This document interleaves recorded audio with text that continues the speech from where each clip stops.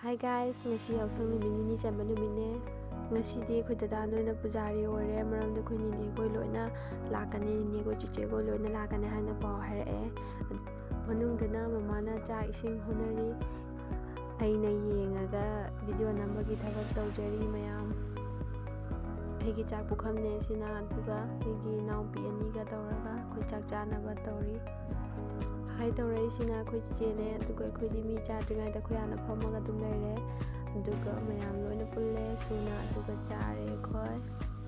aduga mayam war pothanari ngakta chak chaba loi bagi aduga loram dai da khoi powder taiba mu honare ngasi yausangi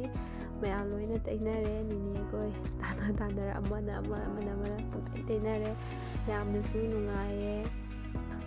nini khoi mayam punbase yam thina nungaye yengo powder se aini cha thoi dai ngai da ni chona moi dai pa ne ta na mu ne chau do muk dai ba yam ngai as saksi loye padare yam na powder dai na ba ka khoi ni ne khoi mayam khoi thabal mu chonge duga ni ne to mi ne ton ga ekam da sore finally ro da khoi yosang thong na ba loishile duga yosang tho mayam thori su tatnai mini blog sa ta sai loishin jage bye bye